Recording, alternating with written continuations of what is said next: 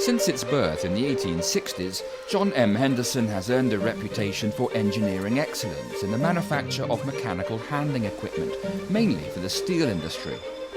But as the British steel industry began its slow decline, the company realised to rely on one industry to provide a steady workload was akin to business suicide. However, a management buyout in 2006 and the strategy of diversification has resulted in the company balance sheet taking on a healthy shade of black. We knew we had a very good manufacturing facility here, and we felt we'd underexploited our potential in the local offshore oil and gas market. Previously, contracts in the oil and gas sector accounted for no more than 20% of company turnover, seen simply as an add-on to its steel industry work. The arrival of Ian Newell with his wealth of experience in the oil and gas sector helped change that. Oil and gas contracts now make up more than 50% of John M Henderson's annual turnover. We've been particularly successful over the last 2 or 3 years in the oil and gas industry because we've actually done it in a very strategic way, that we've looked at the skills that we already had in-house and had available to us, and we've homed in on other products and other companies that need that skill level. The company headquarters in Arbroath means it's ideally placed to serve the British oil and gas industry, which is centred in Aberdeen, 50 or so miles up the coast. However, in the steel industry, John M Henderson needed to look overseas, and has done so with great success. It's won contracts all over the world. To overcome the logistical problems, John M Henderson settled on a strategy of manufacturing in-house only certain components of a structure. The important parts, the environmental technology, the advanced automation technology, these are the key parts that we want to keep in-house. And okay, we subcontract, let's say, the less intelligent parts overseas. The intelligent parts are effectively our intellectual property. They're where we can gain competitive advantage over our competitors. They're the bits that effectively make a machine a John M Henderson machine. It's not the steel work, and it's not the layout. It's the newest parts, the most technical parts, the bits that effectively are the crux of the machine.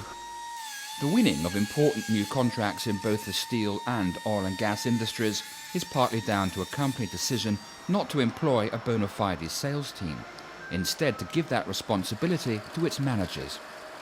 We view it as too important a function to be left to a sales team. We have in the steel industry, our main salesman is our technical director. He's been with the business 25 years, working in the design team, so he really knows the company, he knows the product, he knows the industry very, very well. In the oil industry, it's between a project manager and our operations director, and it's really so that we can build relationships at the top level.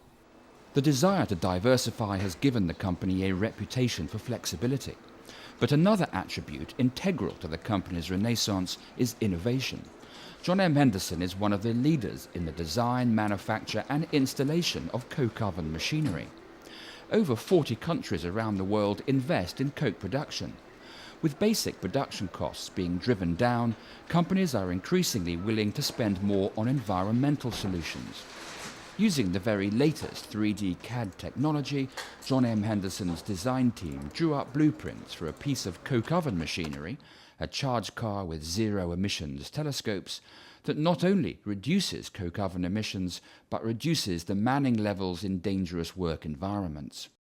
Most of our sales of individual coke oven machines over the last 20 years have been the charging car with this new design of telescope. And of course we've also done a number of projects where we've actually upgraded existing charge cars with the new design of telescope, which has allowed that older machine to stay in operation. The ability of John M Henderson to diversify without straying too far from the blueprint that established the company's success in the first place has laid a platform that will undoubtedly see the company grow in the future.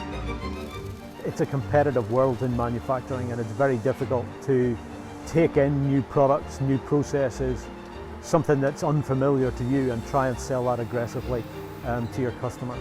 You've got to look at what you do well, what you're comfortable doing, what you're confident doing, and look at where else you can apply that. I think that really has been the success for us.